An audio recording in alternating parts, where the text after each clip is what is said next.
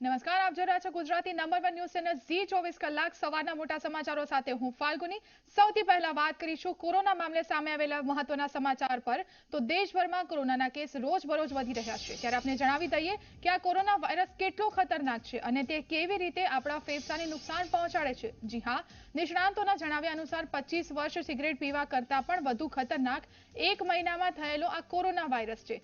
ચિંતાજનક વાત એ છે કે એક વખત કોરોના વાયરસ ફેફસામાં પ્રવેશે પછી તે ફેફસાને કાયમી નુકસાન પહોંચાડી શકે છે। આ કાયમી નુકસાન એટલી હદે હોય છે કે કોઈ વ્યક્તિ 25 વર્ષથી સિગરેટ પીતો હોય તો તેના બંને ફેફસામાં જેટલું નુકસાન થાય તેના કરતાં વધારે નુકસાન કોરોનાના કારણે થાય છે। એક બીજી મહત્વની વાત એ છે કે એકવાર કોરોનામાંથી બહાર આવ્યા બાદ એવું ન સમજવું કે કોરોના હવે ખતમ થઈ ગયો છે। કોરોનાની રિકવરી બાદ વ્યક્તિએ કેટલીક કાયમી સાવચેતી રાખવી પડે છે। કોઈ વ્યક્તિને જ્યારે કોરોના થાય છે ત્યારે તે બાદ ફેફસાના વાયુકોષને રિકવર થતા 12 મહિના લાગે છે। કોરોના વાયરસના લક્ષણોની વાત કરીએ તો માણસને કોરોના થયા બાદ ફેફસા 40% ડેમેજ થઈ જાય પછી શ્વાસ લેવામાં તકલીફ પડવાના લક્ષણો પણ જોવા મળે છે। ત્યાં સુધી શ્વાસમાં તકલીફ પડવાના લક્ષણો નથી દેખાતા। ડોક્ટરોના રિસર્ચમાં સામે આવ્યું છે કે આ કોરોનાથી ફેફસાને જે નુકસાન થાય તે પછી આગળના સમયમાં પણ ઘણું નુકસાન પહોંચાડી શકે છે। આમ ચોક્કસથી કહી શકાય કે કોરોના વાયરસની બીમારી કોઈ સામાન્ય નથી, તે સીધા માણસના ફેફસા પર અટેક કરે છે અને એકવાર કોરોના થઈને પણ સાજા થયા બાદ 12 મહિના સુધી સતત સાવચેતી રાખવી પડે છે। તો કોરોના મામલે મહત્વના સમાચાર, તે ફેફસાને પણ ડેમેજ કરી રહ્યું છે। તો આજ વિશે વધુ વિગતો લઈશું। અમારી સાથે ડોક્ટર પ્રવીણ ગર્ગ જોડાઈ ગયા છે। પ્રવીણભાઈ, સ્વાગત છે આપનું ઝી 24 કલાક પર। અત્યારે જે મહત્વના સમાચાર સામે આવ્યા છે કે કોરોના ફેફસાને ગંભીર અસર કરે છે, તો આ કેટલું સાચું છે અને તે કેવી અસર કરી શકે છે? જો ફાલ્ગુની, કોરોના એક નવો વાયરસ છે અને અત્યાર સુધીમાં જેટલી પણ રિસર્ચ થયેલી છે આમાં એક વાત ખ્યાલમાં આવી છે કે જે લોકોને comorbid illness, diabetes, BP, heart, kidney અને લો ઇમ્યુનિટી હોય આમાં કોરોના વધારે ઘાતક હોય, અને બીજું જે લોકોને કોઈ પણ વ્યસનની બીમારી હોય, ટોબેકો, એલ્કોહોલ, સ્મોકિંગ, એ લોકોને પણ કોરોનાનો સંક્રમણ વધારે હોય અને મોર્ટિલિટી વધારે જોવા મળે। સ્મોકિંગની વાત કરો તો સ્મોકિંગ અને કોરોનામાં લગતા જેટલા પણ રિસર્ચ થયા આમાં બે નિષ્કર્ષ સામે બહાર આવ્યા કે જે લોકો સ્મોકિંગ કરે છે એ લોકોને કોરોના થવાની પોસિબિલિટી વધારે હોય છે, અને બીજું જે ઓલરેડી સ્મોકિંગ કરે છે અને એમને એકવાર કોરોના થઈ જાય પછી એમને કોરોનાથી મોર્બિડિટી અને લંગ્સના ડેમેજ જે નોન સ્મોકર્સ હોય આના કરતાં બહુ વધારે જોવામાં મળે છે। આના પીછે કારણ એવું છે કે જે લોકો સ્મોકિંગ કરે છે એમને ઓલરેડી લંગ્સમાં એલ્વિયોલાઇટિસ અને ફાઇબ્રોસિસ, લંગ્સ ઓલરેડી 10 કે 15% ઓલરેડી ડેમેજ હોય છે। લંગ્સની જો કેપેસિટી નોર્મલ માણસમાં 5000 સીસી થવી જોઈએ એ ઘટીને ક્રોનિક સ્મોકરમાં ઘટીને ઓનલી 3 કે 4000 ક્યુબિક સીટર જોવામાં મળે છે। તો ઓલરેડી એ જો સ્મોકર્સ હોય એમના બોડીની ઇમ્યુનિટી ઓછી હોય અને લંગ્સની કેપેસિટી ઓછી હોય, અને આ કોરોના વાયરસ મૂળ લંગ્સ ઉપર જ વધારે અટેક કરે છે। અને સ્મોકિંગના પર્સનમાં રિસર્ચમાં આવી રીતનો અહેવાલ આવ્યો છે કે એમની બ્લડમાં હાઇપર કોગ્યુલેટની સ્ટેજ વધારે હોય છે, અને કોરોના પણ અત્યારે આ ખબર પડી કે કોરોના એક માઇક્રોથ્રોમ્બાઈ એટલે લોહીના ગાંઠા એ નાની વેસલ્સને લંગ્સની વેસલ્સમાં એ કરતો હોય, તો એક બાજુ સ્મોકિંગના હિસાબથી પણ માઇક્રોથ્રોમ્બાઈ અને બોડીની હાઇપર કોગ્યુલેટની સ્ટેટ હોય એટલે લોહી થોડો ઓલરેડી જાડો હોય સ્મોકર્સમાં, અને ઉપરથી કોરોના થઈ જાય તો પછી જે સ્મોકર્સ હોય એમના કોરોના થયા પછી એમની મોર્ટિલિટી અને કોરોનાની સિવિયરિટી ઓટોમેટિકલી વધી જતી હોય છે। એટલે લોકોને જે અત્યારે સ્મોકિંગ કરતા હોય એમને પ્લીઝ સ્મોકિંગ તરત જ સ્ટોપ કરી દેવી જોઈએ, કેમ કે કોરોના અત્યારે દિવસો કેસીસ વધી રહ્યા છે અને સ્મોકર્સમાં આનો પ્રભાવ બહુ ઘાતક અને સિવિયર જોવામાં મળી રહ્યો છે। સાથે જ ડોક્ટર પ્રવીણ, એવું પણ કહી શકાય ને કે વખત તમને કોરોના થઈ ગયો છે તો તમારે નિશ્ચિંત થઈ જવાની જરૂર નથી કે હવે મને બીજી વખત નહીં થાય, અથવા તો તેણે કોઈ અન્ય અંગોને નુકસાન નથી કર્યું? જો કોરોના એક નવો વાયરસ છે અને અત્યારે ધીમે નવી રિસર્ચમાં એવી રીતનો ખ્યાલ અહેવાલ આવી રહ્યો છે કે ભાઈ કોરોનાની જે એકવાર વાયરસ થયા પછી એન્ટીબોડી 2 કે 3 મહિનામાં એ બોડીમાંથી ઓટોમેટિકલી એ ગાયબ થઈ જાય અને લોકોને રીઇન્ફેક્ટેડ થવાની પોસિબિલિટી છે। ઘણા બધા પેશન્ટ આઈ થિંક આખા વર્લ્ડમાં 10 કે 12 આવી રીતના કેસીસ ઓલરેડી પબ્લિશ થઈ ગયા છે કે એમને કોરોના રીઇન્ફેક્શન થયેલું છે, અને કોરોના વાયરસ મેઇન લંગ્સ ઉપર અસર કરે છે પણ એટલા બધા રિસન્ટ રિસર્ચમાં આ પણ ખ્યાલ આવ્યો કે બોડીના દરેક ઓર્ગન ઇવન બ્રેન, આંતરડા, neurology, each and every organ ઉપર એ ધીમે ધીમે ડેમેજ કરી રહ્યો છે. તો લોકોને અત્યારે કોરોનાથી એક્સ્ટ્રા પ્રિકોશન્સ રાખવાની જરૂરત છે.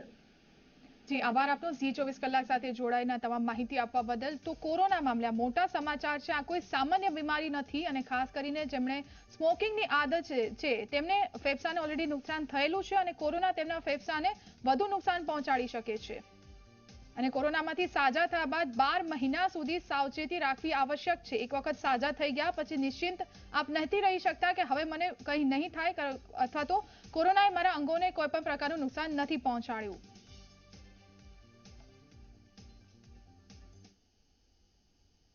તો દેશમાં ચાલી રહેલા કોરોના સંકટ વચ્ચે આઈસીએમઆરના પહેલા નેશનલ સીરો સર્વેના પરિણામો સામે આવ્યા છે, જેમાં મે મહિનાની શરૂઆતમાં 0.73% વયસ્કો એટલે કે 64 લાખ લોકો કોરોના વાયરસના સંપર્કમાં આવ્યા હોવાનું અનુમાન કરવામાં આવ્યું છે. આ સર્વે જણાવે છે કે આરટીપીસીઆર ટેસ્ટમાંથી એક કન્ફર્મ કેસ સામે આવી રહ્યો હતો, ત્યારે એ સમયે 82 થી 130 ઇન્ફેક્શનના મામલા ખરેખર હતા. આ સર્વે એ સમયે દેશની સ્થિતિ બતાવે છે જ્યારે લોકડાઉન હતું. સીરો સર્વે જણાવે છે કે જે જિલ્લામાં એક પણ કોરોનાના કેસ સામે નહોતા આવ્યા અથવા તો જ્યાં ઓછા મામલા હતા ત્યાં એટલા માટે મામલા બહાર નહોતા આવતા કારણ કે ત્યાં ટેસ્ટ ઓછા થતા હતા અથવા તો ટેસ્ટિંગ લેબ સુધી પહોંચવું સરળ નહોતું. આ સાથે જ સર્વેમાં એવી પણ ભલામણ કરવામાં આવી છે કે જ્યાં શંકા છે ત્યાં સર્વેલન્સ મજબૂત કરવામાં આવે, ટેસ્ટ વધારવામાં આવે. સાથે જ એવું પણ કહેવામાં આવ્યું છે કે રાષ્ટ્રીય અને સ્થાનિક સ્તરે પણ આવા વધુ સર્વે કરાવવામાં આવે જેથી સ્થિતિની સાચી અને સારી જાણકારી મેળવી શકાય. આ સીરો સર્વેમાં 18 વર્ષથી ઉપરના લોકોના સેમ્પલ લેવામાં આવ્યા હતા. સેમ્પલની સાઇઝ 28,000 હતી. દેશના 21 રાજ્યોના 70 જિલ્લાના 700 ગ્રામ અને વોર્ડમાં આ સર્વે કરવામાં આવ્યો હતો.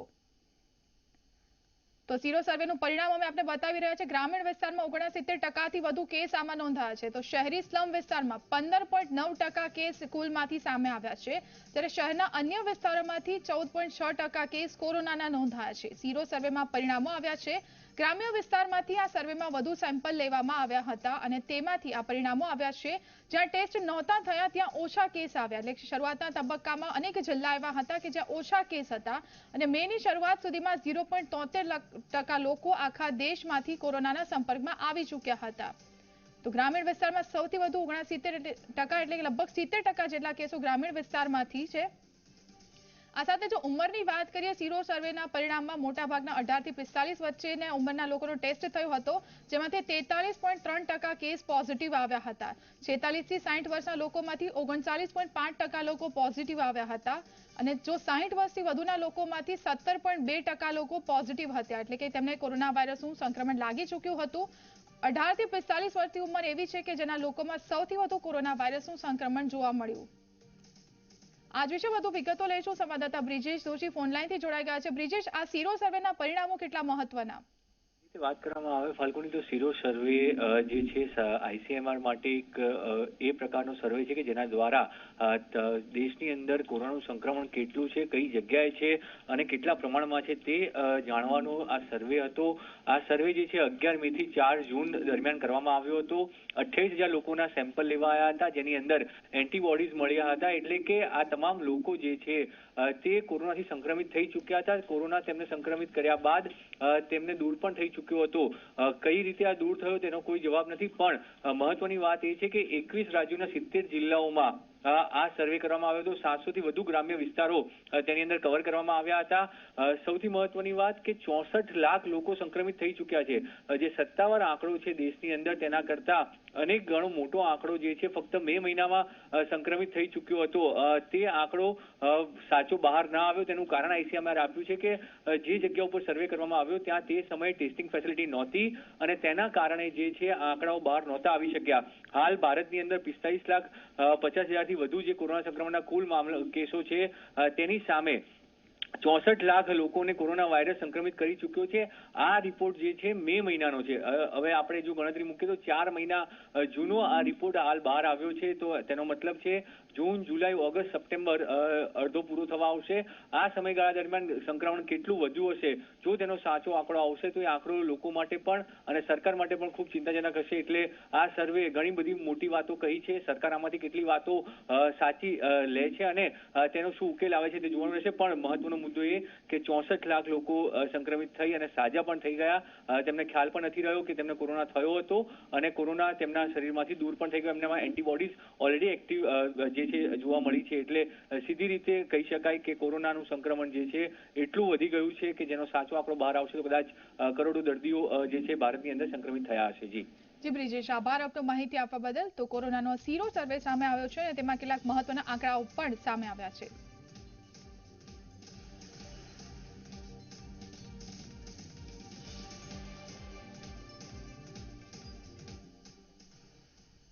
તો ભારતમાં કોરોનાના રેકોર્ડ બ્રેક કેસ નોંધાયા છે. દેશમાં 24 કલાકમાં કોરોનાના 96,551 કેસ નોંધાયા છે, જ્યારે દેશમાં 24 કલાકમાં કોરોનાથી 1,209 દર્દીના મૃત્યુ થયા છે. અને આ સાથે જ દેશમાં કોરોનાના કુલ 45,62,415 કેસ થઈ ગયા છે, જ્યારે અત્યાર સુધીમાં દેશમાં કોરોનાથી કુલ 76,271 દર્દીના મૃત્યુ થયા છે.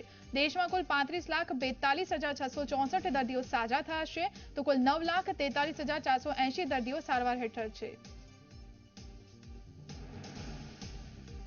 તો દેશમાં વિક્રમજનક કેસ નોંધાયા છે. 96,551 કેસ છેલ્લા 24 કલાકમાં નોંધાયા છે, જ્યારે 24 કલાકમાં 1209 દર્દીના મૃત્યુ થયા છે. વધુ 1209 દર્દીના કોરોનાના કારણે મૃત્યુ થયા છે.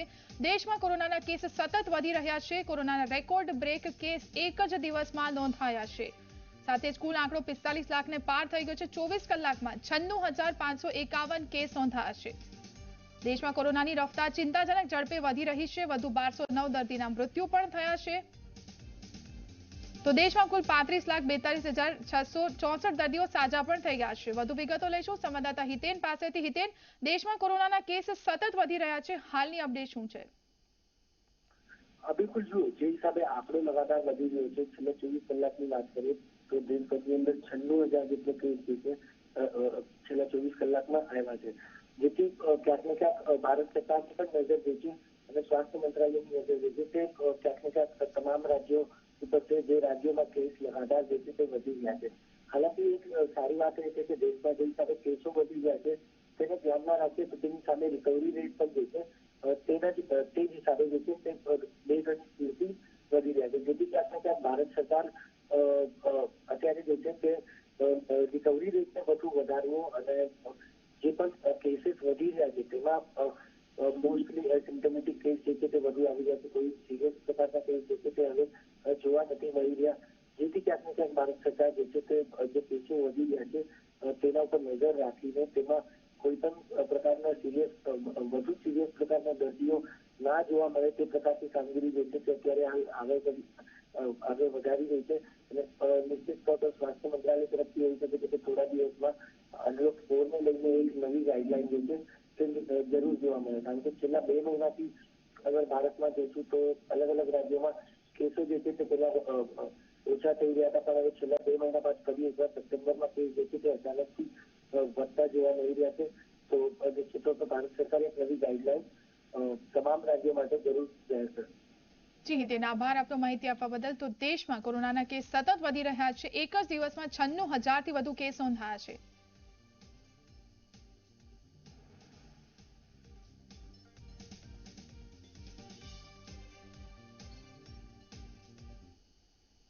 તો આ તરફ અમદાવાદથી કોરોના મામલે મોટા સમાચાર સામે આવી રહ્યા છે. ચાંદોડિયા વોર્ડમાં કોરોના બ્લાસ્ટ થયો છે. એક જ દિવસમાં નોંધાયા 262 positive case. Ognaj urban health સેન્ટરમાં 7,158 ટેસ્ટ અને ચાંદલોડિયા અર્બન હેલ્થ સેન્ટરમાં 4,993 ટેસ્ટ કરવામાં આવ્યા હતા, જેમાંથી ઓગણજમાં 150 પોઝિટિવ કેસ, જ્યારે ચાંદોડિયામાં 112 પોઝિટિવ કેસ સામે આવ્યા છે. રહેણાંક સોસાયટીમાં રેપિડ એન્ટીજન ટેસ્ટ કરવામાં આવ્યા હતા.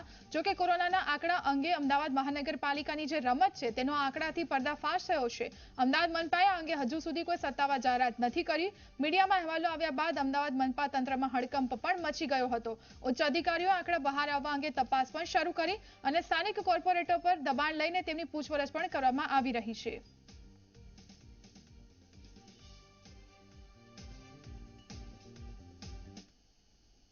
વાત કરીએ ગુજરાતની તો ગુજરાતમાં 24 કલાકમાં કોરોના વાયરસના 1332 નવા કેસ નોંધાયા. ગુજરાતમાં વધુ 15 દર્દીના મૃત્યુ થયા છે. 1415 દર્દીઓ રિકવર થઈ ગયા છે. ગુજરાતમાં કોરોનાના કુલ કેસ 1,09,627 જ્યારે 3,167 દર્દીના મૃત્યુ થયા છે. કોરોનાની સારવાર બાદ કુલ 90,330 દર્દીઓ રિકવર થયા છે. તો હાલ 16,139 દર્દીઓ સ્ટેબલ છે. 91 દર્દીઓ વેન્ટિલેટર પર છે. રાજ્યમાં અત્યાર સુધીમાં 30,73,534 ટેસ્ટ કરવામાં આવ્યા. તો ગુજરાતમાં કોરોનાનો રિકવરી રેટ 82.31% થઈ ગયો છે. સુરત જિલ્લાની વાત કરીએ તો કોરોનાના નવા 278 કેસ સામે આવ્યા. 4 દર્દીઓના મૃત્યુ થયા. તો અમદાવાદ જિલ્લામાં વધુ 167 કેસ અને 4 દર્દીઓના મૃત્યુ થયા છે. રાજકોટમાં 150, વડોદરામાં 124 નવા કેસ આવ્યા છે. જામનગરમાં 105, ભાવનગરમાં 64 નવા કેસ આવ્યા છે. ગાંધીનગરમાં 38, જૂનાગઢમાં 37 નવા કેસ, પાટણમાં 31, અમરેલી અને પંચમહાલમાં 30 નવા કેસ કોરોનાના આવ્યા છે. મોરબીમાં 27, મહેસાણામાં 25 નવા કેસ, ભરૂચ અને સુરેન્દ્રનગરમાં 24 નવા કેસ, મહીસાગરમાં 21, કચ્છમાં 20, દાહોદમાં 18 કેસ, ગીર સોમનાથમાં 15, બોટાદમાં 14 નવા કેસ, નવસારીમાં 11, બનાસકાંઠામાં 9 નવા કેસ, છોટાઉદેપુર, ખેડા અને સાબરકાંઠામાં 10 નવા કેસ નોંધાયા છે. તો નર્મદા અને પોરબંદરમાં 8, આણંદમાં 7 કેસ, તાપીમાં પણ 7 કેસ, દેવભૂમિ દ્વારકામાં 5 નવા કેસ, અરવલ્લીમાં 3 અને વલસાડમાં 2 નવા કેસ કોરોનાના સામે આવ્યા છે.